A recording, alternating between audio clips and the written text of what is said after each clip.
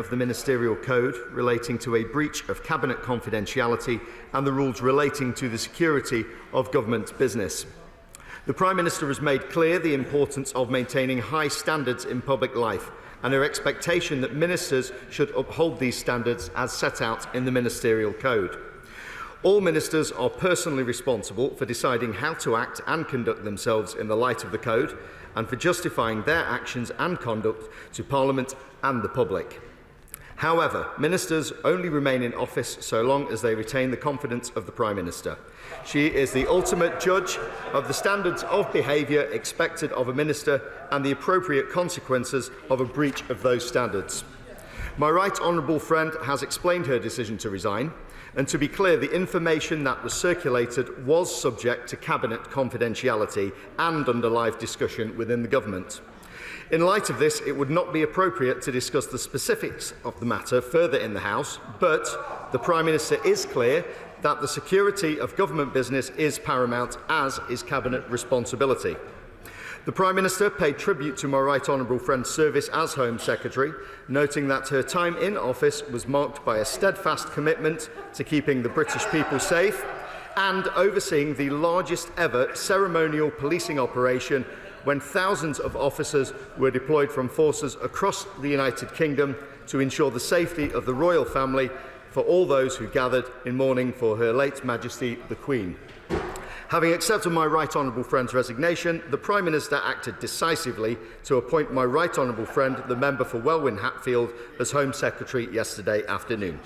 I hold the new Home Secretary in the highest regard and note that he is already getting on with the job, keeping the people of this country safe. Yvette Cooper. Thank you, Mr Speaker. I notice there's no Home Secretary this morning, unless the member for Bassett Law has been appointed Home Secretary in the last few hours, which, to be honest, nothing would surprise us at the moment, because this is total chaos. We've got the third Home Secretary in 7 weeks. The Cabinet was only appointed 6 weeks ago. The Home Secretary's been sacked, the Chancellor sacked, the Chief Whip sacked and then unsacked, and the unedifying scenes of Conservative MPs last night fighting like rats in a sack. This is a disgrace. The former Home Secretary has circulated a letter, and that seems to contradict what the Minister just said, because she said it was a draft of a written ministerial statement that was due to be published imminently and had already been briefed to MPs. Is that not true? Can he explain the answer to that? And can he tell us also what time the Home Secretary informed the Cabinet Secretary of the breach, and whether a check's been made of whether she sent other documents through personal emails putting security at risk? Was there a 90-minute row about policy between the Prime Minister and the former Home Secretary? And given the huge disagreements we have seen over the last few weeks between the Home Secretary and the Prime Minister on drugs policy, on Rwanda, on the India trade deal, on seasonal agriculture, on small boats, and a bit of tofu thrown in over the lettuce for good measure, is there anything that the policy is actually agreed on in the Cabinet on home affairs? What we know is that the former Home Secretary has just been running her ongoing leadership campaign, whilst the current Home Secretary is too busy to come to the House because he's doing his spreadsheets on the numbers for whoever he is backing to come next. But who is taking decisions on our national security? Not the Prime Minister, not the past or current Home Secretaries. Borders, security, policing are too important for this kind of instability, just as people's livelihoods are too important for the economic instability that this Conservative Party has created. It is not fair on people, and to quote the former Home Secretary, this is indeed a total coalition of chaos. Why should the country have to put up with this for a single extra day? Thank you, Mr Speaker. I'm sure my right honourable friend will be aware that breaches of the Ministerial Code are a matter for the Cabinet Office, not the Home Office, and that is why I am here answering the question today and not the Home Secretary. But the Prime Minister took advice from the Cabinet Secretary, as you saw from her letter, and she is clear that it is important the Ministerial Code is upheld and Cabinet responsibility is respected. The Prime Minister expects ministers to hold the highest standards, and you've seen her act consistently in this regard. But these were breaches of the Code. The Prime Minister expects her ministers to uphold the Ministerial Code, as the public would also rightly expect, and she took the requisite advice from the Cabinet Secretary before taking this decision. And I'm mindful it's not usual policy to comment in detail on matters like this, Mr. Speaker, but if it would be helpful with background, and appreciating much of this is already in the public domain, the documents in question contain draft government policy which remains subject to Cabinet Committee agreement. Having this on a personal email account and then also sharing outside of government constituted clear breaches of the code, sections 2.14 and 2.3, if helpful to look at. The Prime Minister is clear that the security of government business is paramount, as is Cabinet responsibility, and ministers must be held to the highest standards. Sir Edward Lee. Can the Minister assure us that this resignation was entirely due to a technical breach of the rules and there was no policy disagreement between the Prime Minister and the Home Secretary? Because many of us had great confidence in the former Home Secretary's determination to ensure that we meet our manifesto commitments and that we should not replace mass migration from Europe with mass migration from the rest of the world.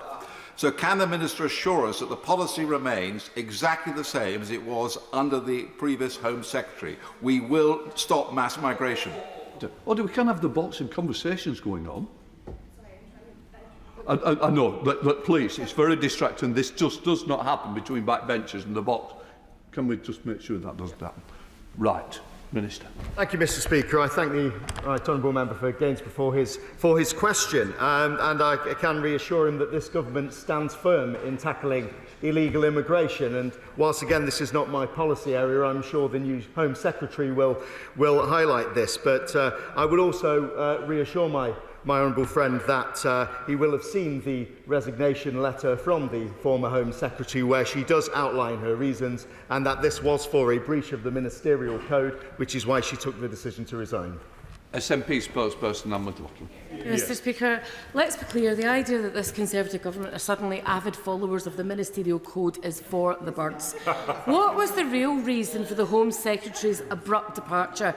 And was it the case that she refused to implement immigration policies that were aimed at hitting high growth targets due to her dogmatic views? And speaking of dogmatic views, she and her predecessor both supported the dangerous and immoral Rwanda policy, flying in the face of their own officials' advice about the human rights implications.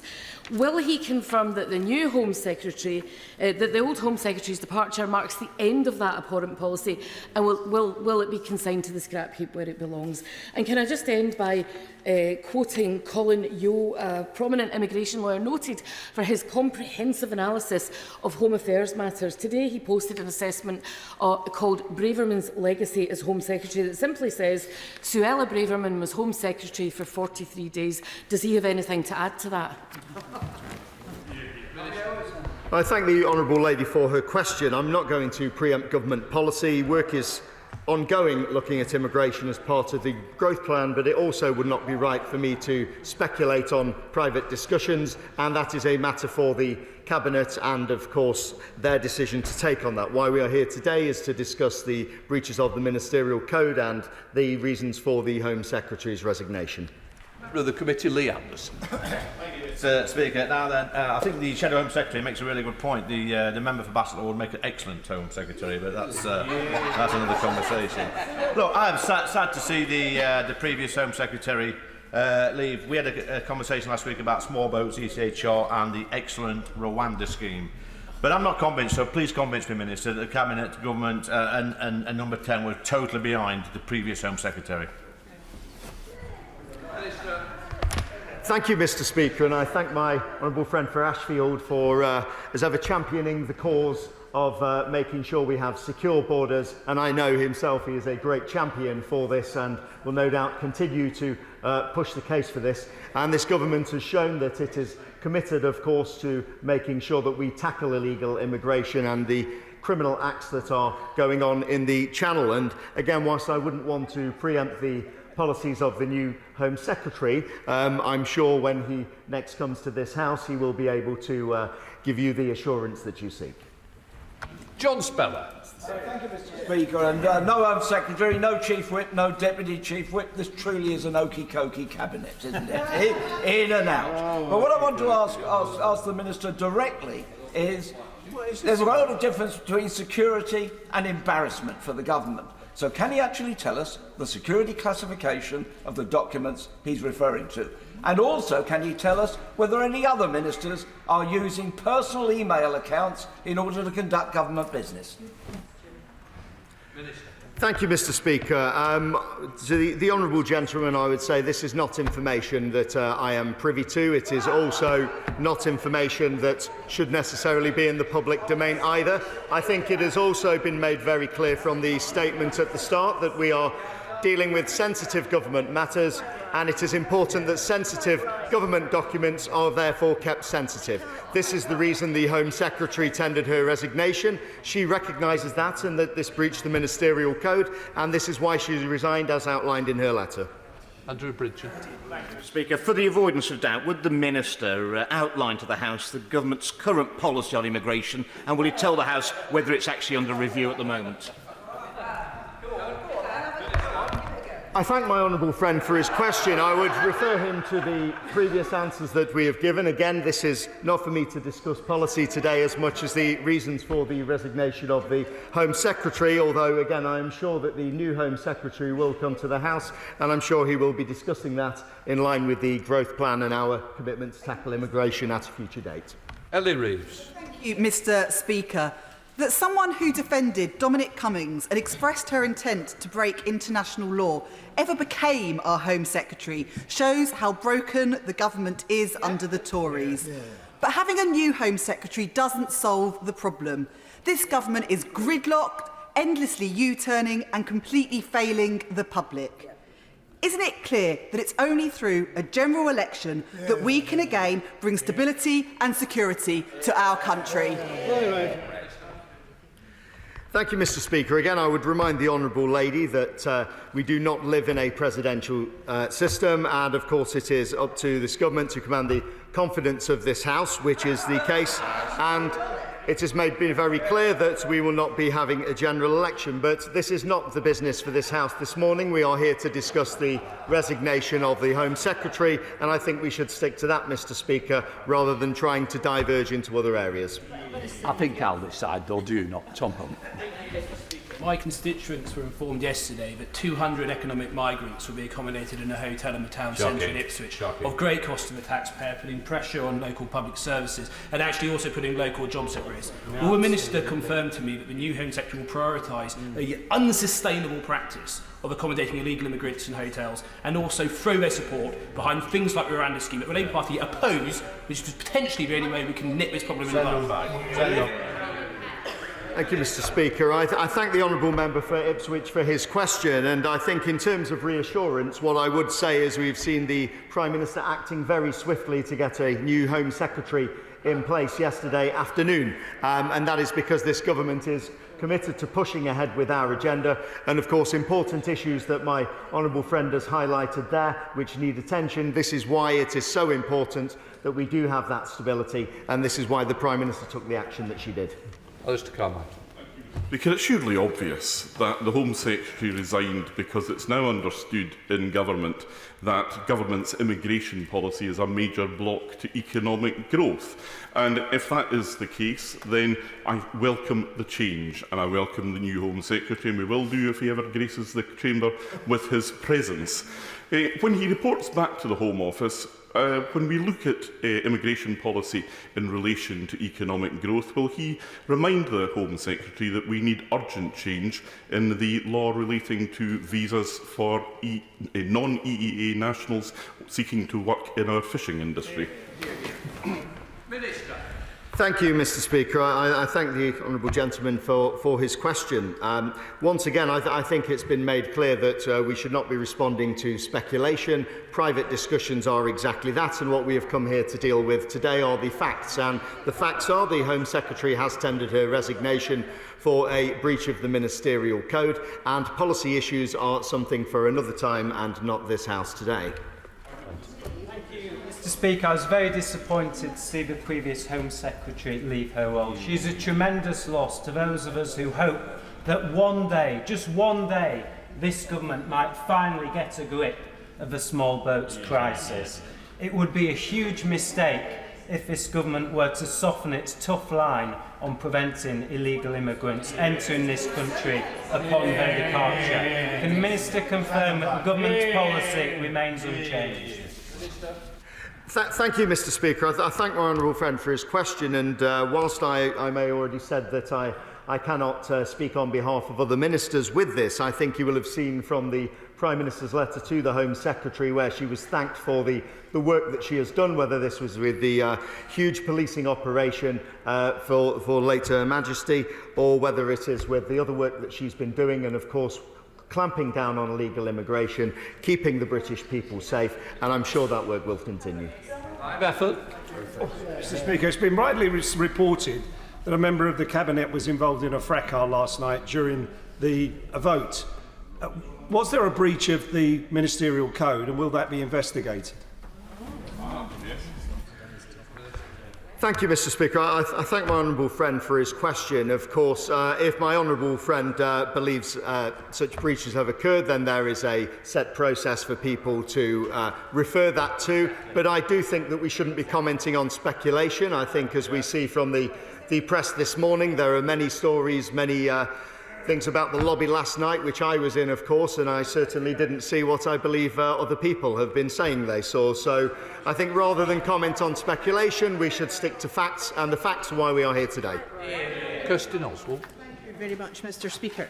It seems to me that there are as many theories and reasons being given about the real reason for the departure of the former Home Secretary as there are stories about what on earth went on, and we all saw it with the fiasco that this government presided over last night. So can we have a bit more clarity on what has really gone on, what exactly is happening?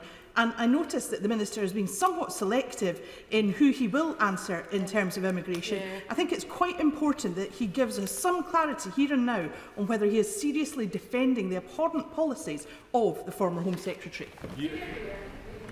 Yes. Thank you, Mr. Speaker. I thank the honourable lady for her question, but once again, we are not here today to discuss specific policies, but we are also not here today to discuss gossip. We are not here to discuss rumours. We are not here to discuss what people may think did or didn't go on yesterday, and this is a completely different issue. We are here to discuss the resignation of the Home Secretary for a breach of the Ministerial Code. And the Prime Minister has been very, very clear that she expects the highest standards in government, and all ministers are expected to adhere to the Ministerial Code, and when they haven't and they have done a breach, they are expected to resign. And that is what the Home Secretary has done, as outlined in her letter. Florence Eshelun. Thank you, Mr. Speaker. The Minister and would have heard other members and right honourable members talk about the former Home Secretary's comments in terms of seeing refugees fly away. For us as members to talk about people seeking refuge, people fleeing from war, persecution, is deeply beneath this House and beneath the standards we should have.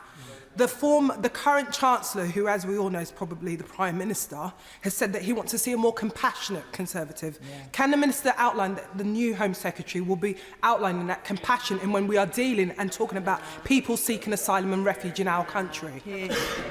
Minister. I thank the honourable lady for her question, and again, whilst I cannot discuss policy, what I would say is this government has shown compassion, not just in terms of the aid we give abroad, but I would point to the Homes for Ukraine scheme. You look at what we've done there, before that with Syria, before that with Afghanistan, and this country has a proud history of welcoming refugees. That is something that will continue, that is something that this government has been committed to, will continue to be committed to, and is something that I am certainly also committed to. Thank you very much, Mr. Speaker. Appointing a Home Secretary who lasted 43 days and a Chancellor who lasted 38 days is unprecedented and farcical. What does that say about the Prime Minister's judgment and fitness for office?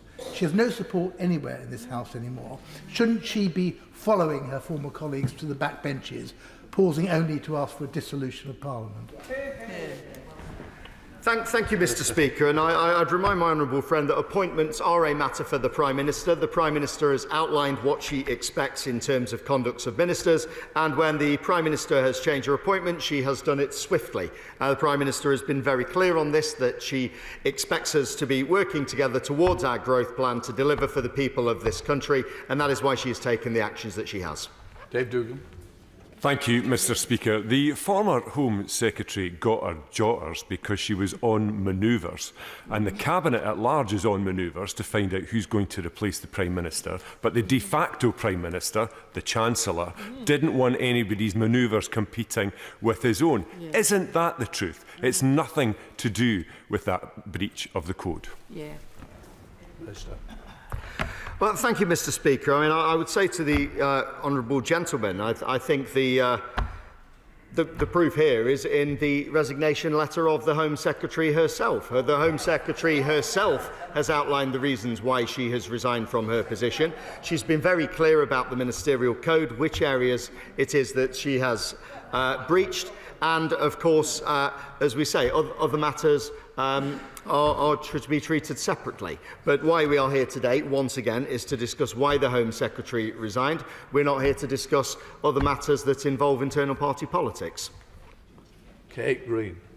The Minister may not want to discuss immigration policy today, but I hope he will share my deep concern at the written answer I received on Tuesday from the Home Office revealing that nearly 900 under 16-year-old asylum-seeking children have been accommodated in hotels, and the Chief Inspector for Borders and Immigration's report this week that some of the hotel staff don't even have DBS clearance.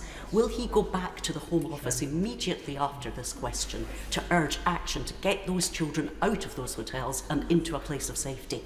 Thanks.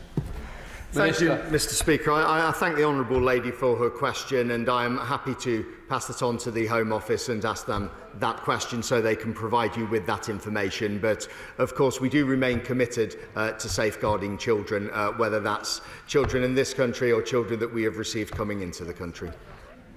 Wayne David. The Minister has referred to the former Home Secretary's letter of resignation. But in that letter of resignation, she said, and I quote exactly, the document was a draft written ministerial statement due for publication imminently. Much of it had already been briefed to MPs. Would he confirm that that is the case? And I suspect it is the case. Then we all know full well what the real reason for her resignation was, don't we? Minister. Thank you, Mr Speaker. I think I covered this previously, but I'm happy to repeat for the honourable gentleman. Having this on a personal email account and then sharing outside of the government does constitute a clear breach of the code, and that is there in section 2.14, it's there in section 2.3, and if it's helpful, again, people may wish to look at this. But again, the Prime Minister has been clear that security of government business is absolutely paramount, and that is why we are held ministers to the highest standards, and the Home Secretary tendered her resignation. Thank you, Mr Speaker. This is a mess. This is a mess. I appreciate the Minister's got a really bad time having to defend this, but can I ask him whether he has asked other Cabinet members whether they've shared sensitive documents on their personal emails? Have they been asked? Has that extended to other platforms like WhatsApp, Telegram or Signal? Will there be a full check of the former Home Secretary's phone to make sure that it's not just personal email but other social networks and communication apps that may have been used in this? Because at the moment, the Minister is not reassuring this House nor the public that the security of our sensitive national security is being properly looked after by this government. Can he give that reassurance? And if he does not know now, will he come back to this House with a full disclosure of what apps were used, what documents were shared, and whether every single member of the government have been checked? Thank you, Mr Speaker, and I agree with my honourable friend that it is very important that documents are kept secure. This is why it's kept separate from personal emails and so on, and this is something that ministers are reminded of, including myself as a new minister with the big thick rule book, of course, that we have to read through. But what I would also say is that we've made it clear where there are breaches. There is a method for reporting that. We would take advice, of course, from the Cabinet Secretary regarding that. And I'm sure if there are further breaches, that they will be made aware to members of this House in future. Gibson. Thank you, Mr Speaker. The dogs in the street can see the chaos at the heart of this government, and the Home Secretary's departure, the full truth of which we still don't know even after today, is not even the latest example of the chaos that we've seen since her departure. As we face huge economic challenges, a cost of Tory crisis, we probably have not needed stronger and more decisive leadership today than we have since World War II. So can the Minister explain to the House if he thinks the UK has the strong and decisive leadership that it needs?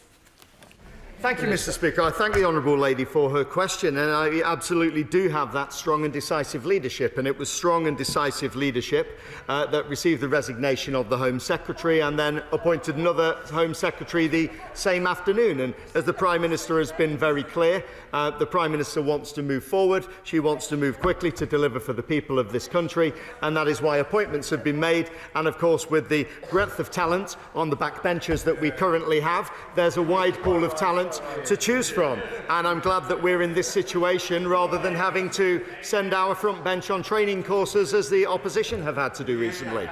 Ready. Mr. Speaker, but increased immigration would tackle labour shortages and increase the tax take. Ending the hostile environment would improve vastly government efficiency. So given that growing the economy and cutting government spendings are supposed to be government priorities, when will we hear from the new Home Secretary on how Home Office policy is going to align with the Prime Minister's stated aims? Thank you, Mr. Speaker. I mean, if increased immigration is the SNP's policy, then that is obviously a policy for him. In terms of our policies, I think we've been very clear that we want to attract the brightest and best talent to this country, but at the same time making sure we have a firm but fair immigration system. And again, whilst today is not a day for policy, I am pleased that we have replaced the Home Secretary swiftly and we're able to continue the good work that we're currently doing in these areas. We now come to the next queue. Ian Duncan-Smith.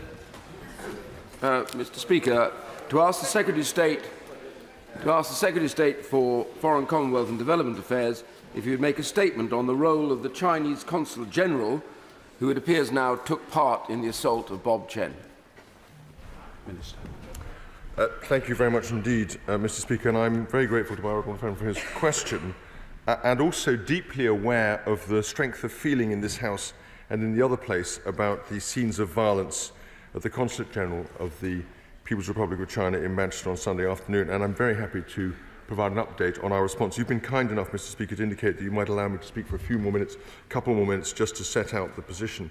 As the House will know, on Sunday afternoon, officials were in touch with Greater Manchester Police regarding the incident. On Monday, officials spoke to the Chinese Embassy to express our very serious concerns at the reports and to demand an explanation. And FCDO officials were clear that all diplomats and consular staff based in the UK must respect UK laws and regulations. On Tuesday, I announced in this House that the Foreign Secretary had issued a summons to express His Majesty's Government deep concern at the incident and to demand an explanation for the apparent actions of the staff of the Consulate General. Following my statement, the Chinese Chargé d'Affaires attended the summons at the FCDO in his capacity as acting ambassador. For the avoidance of any doubt, the Chinese ambassador is currently out of the UK, and therefore it is standard practice in such circumstances to summon the Chargé d'Affaires. And also, if I may be clear, receiving an official summons from the Foreign Secretary is not, as it has been described, a light rap on the knuckles, but the delivery of a stern message well understood within the context of diplomatic protocol. It is customary for senior officials to deliver such messages. These summons are not an invitation for an ambassador to have an audience with the Foreign Secretary or with ministers. In any case, given that it was a Chargé d'Affaires, it was doubly appropriate that it should be delivered by a senior official. In the summons, the officials set out that peaceful protest is a fundamental part of British society and that everyone in the United Kingdom has the right to express their views peacefully without fear of violence. He reiterated our clear expectation that diplomatic and consular staff should conduct themselves in accordance with UK law. And we have made it absolutely clear to the Chinese Embassy that the apparent behaviour of Consulate General officials during the incident, as it appears from the footage, which even now more of which is coming out as we discuss this, is completely unacceptable. Now, the independent police investigation is now underway. Greater Manchester Police have been clear that there are many strands to what is a complex and sensitive inquiry and that it may take some time. As the Foreign Secretary has said, we will await the details of the investigation, but in the meantime, I've instructed our ambassador to deliver a clear message directly to the Ministry of Foreign Affairs in Beijing about the depth of concern at the apparent actions by Consulate General staff. And let me be clear, that if the police determine that there are grounds to charge any officials, we would expect the Chinese consulate to waive immunity for those officials. If they do not, then diplomatic consequences will follow. Finally, if I may, allow me to reiterate to this House the value we place on the Hong Kong community in the UK. When the national security law was imposed on Hong Kong in 2020, this government acted immediately in announcing the scheme for British national overseas status holders and their dependents.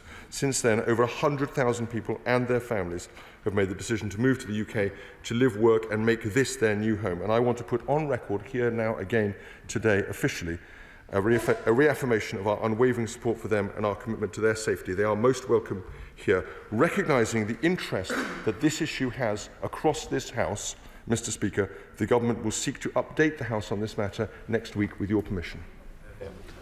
Sir Ian Duncan-Smith. Mr. Speaker, I'm grateful to you for granting this UQ, and I follow from the UQ by my honourable friend. I say to my right honourable friend, just for the purposes of the House, it's worth reminding everybody what happened at the Chinese consulate. In the grounds on Sunday, an appalling attack took place on a peaceful protester who was dragged into the consulate grounds and seriously abused. And we saw those appalling videos of Bob Chen being dragged into those grounds and abused. And it now appears that the Consul General played a part in that physical attack. Mr. Chan is a Hong Kong refugee who we have welcomed over here. I and others are working to help those get out of Hong Kong across the floor. We've worked together, and that community now feels very frightened by what is going on in the UK by the Chinese government's representatives. And he, Mr. Chen, gave a statement for the first time to the media yesterday, Mr. Speaker, and it was a very moving statement.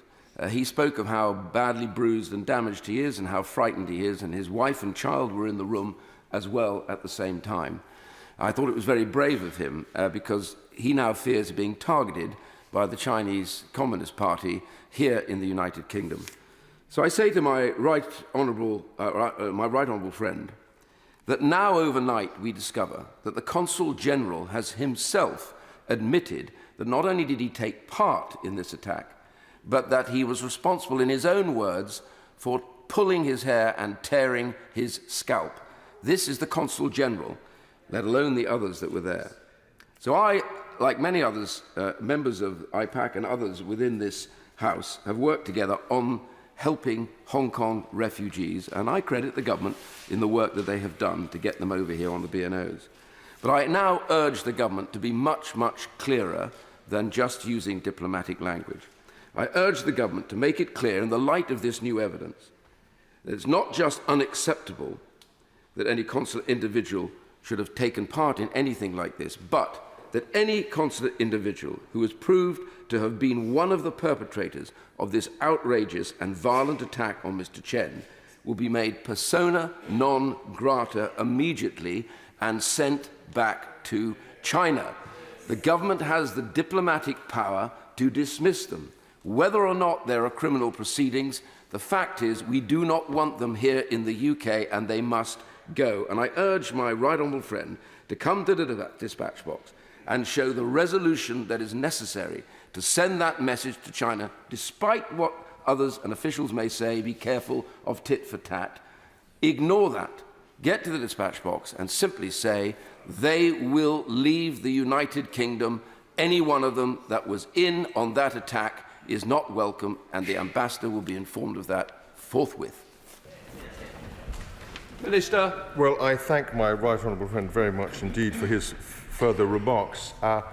We should be absolutely clear that participating in an assault, if that is what is determined to have happened, is completely outside the expectations of our rule of law, that we would expect, if such a thing had taken place, as the question was raised in the House only 2 days ago in front of the British consulate in Shanghai, we would, of course, refer the matter to the local policing authorities, as would have been expected to have been done in this case. So I take the point the honourable gentleman makes very strongly.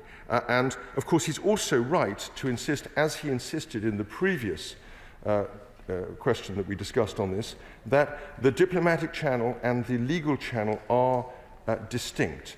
And I have seen the footage that he describes, and I have to say I think it looks very black indeed, and damning indeed.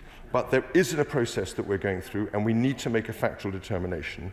And once that is done, as I have said, diplomatic consequences, if it is found to have been as we fear it may be, that is to say, a criminal offence of some kind, diplomatic consequences will follow. We now come to the Shadow Minister, Catherine West. Thank you very much, Mr Speaker, and I thank the Honourable Member for Chingford Woodford Green for bringing this urgent question and for the interview which he had with Mr Chen yesterday and the work that he has done on this. This is yet another complete failure of the government. Instead of bringing a statement to this House, which would be the normal way of carrying on, this is the second urgent question that members of this House have had to bring. And what is more concerning, Mr Speaker, is the outrageous admission of the Chinese Consul General that he did in fact assault Hong Kong democracy protesters in Manchester, which he described as his duty. The government's handling of this has been a complete mess, and the Minister will know that Labour has called for the Chinese ambassador to be summoned to demand an explanation, but in a stunning abdication of their failure of their duties, an FCDO statement confirmed that a civil servant held the meeting with the Minister, Young, rather than the Foreign Secretary or a responsible minister.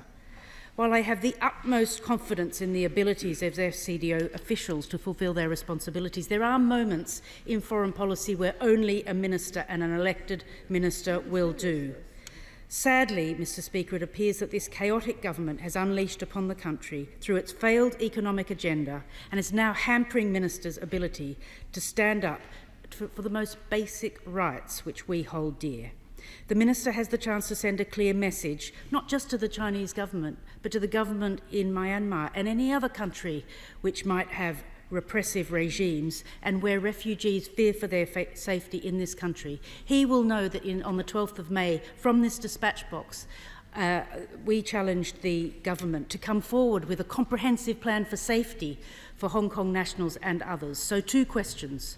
Will he now meet the embassy without any delay to communicate the strong message from us as MPs about the importance of peaceful protest in this country?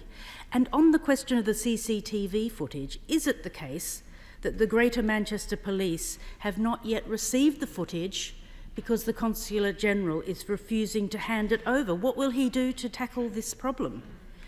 Is it possible for him to expel the individual and then for that individual to apply to return? And that way round, at least we would know that the government had taken the strongest action possible. Thank you, Mr Speaker. Minister. Thank you very much, Mr Speaker, and I thank the Honourable Lady for her question. And of course, she's absolutely right to pay tribute to my honourable friend for his interview with Mr Chen. I think that was a very important moment, and he deserves congratulations from across this House for that. In terms of what she actually said, however, I don't think she can have listened to what I said, and that's a pity. The ambassador is not in the United Kingdom and has not been in the United Kingdom since before the beginning of this week, and therefore he's not available for any kind of diplomatic interaction. The Chargé d'Affaires is, in fact, in any case, the appropriate person for this kind of exchange. The last time that an ambassador was summoned to a meeting with a minister, indeed the foreign minister, was following the Russian invasion of Ukraine, which gives you a sense of the way in which the diplomatic niceties work out. In terms of CCTV and the Greater Manchester Police, I'm afraid I can't comment on that since it's a matter outside the purview of the government, but I would certainly encourage, if it is the case that the Chinese consulate is not giving up any CCTV that it has, then I would certainly encourage them to do so. Chair of the Select Committee, Alicia Cairns. I welcome this UQ by my right honourable friend. It is quite clear that the House is unhappy with the course that the government has taken. And I'm afraid I must challenge my right honourable friend on some of the comments he has made this morning. It is not apparent involvement. There are no ifs, there are no buts. The Consul General has not only admitted, as my right honourable friend said, that he's responsible, but he has praised his role in these actions and said he would do it again. It is a political decision to expel, not a policing decision. So can he please confirm, as he suggested from the dispatch just now, that his preference is to prosecute these individuals and to see them in British prisons? And secondly, what are the diplomatic consequences that he references? Is it to expel? We need plain speaking at this time. The House is clearly united in our position, and I urge the government to listen to it. Minister. Well, I thank the Chairman of the Select Committee, and she has made clear her view that a crime was committed here, and I think that is the view that many others have taken. But it is not, in fact, I think, a determination of fact at the level that we would need, and she may have missed the portion of what I said earlier to my honourable friend who put the question, that we recognise that the diplomatic channel and the legal channel are separate, but they're not separate as regards a determination of fact. And that is, I think, the proper grounds for us to make, as a government, a determination. As regards the political desire, we will be looking at the fact situation as it's brought forward, at the options. I've said there will be, as you may have missed this too, an update I would expect to the House next week as further events play themselves out, and we will make a judgment in due course on that basis. SNP spokesperson Angela Crawley. Thank you, Mr. Speaker. Minister, this is a serious diplomatic incident, and others have said that the scenes of the violent clash between pro-democracy protesters and the officials at the Chinese consulate are disturbing and go directly to against the tenets of diplomacy, freedom of speech and protest. Now, Bob Chan, who has fled from Hong Kong for his life, was pulled through the gates into the consulate and beaten by staff. He was left with cuts and bruises to his face, and a video footage shows hair being pulled by the Chinese consulate. He has already admitted that this was his duty. Now, the SNP condemn this violence against peaceful protesters in the strongest possible terms and call for an urgent investigation. If these individuals responsible for such violence cannot be criminally prosecuted due to diplomatic immunity, they must be formally expelled from the UK. What actions will the Minister commit to take hold of the Consulate General and take account both in domestic law and international law?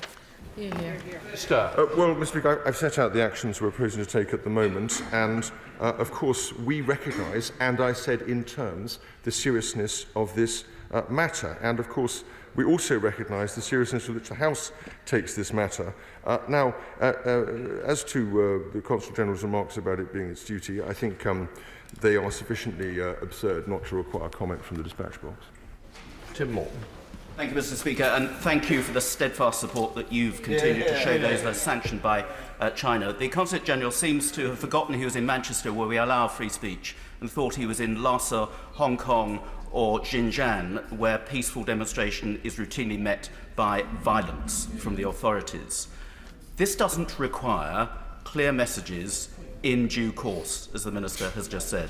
This requires strong action now, which involves chucking out some of these people, and it involves posting additional police outside every Chinese government establishment in this country to make sure that no more peaceful demonstrators are attacked in this way, because many Uyghur families and many Tibetan families already feel intimidated. Now they can be dragged into Chinese premises and beaten up or worse.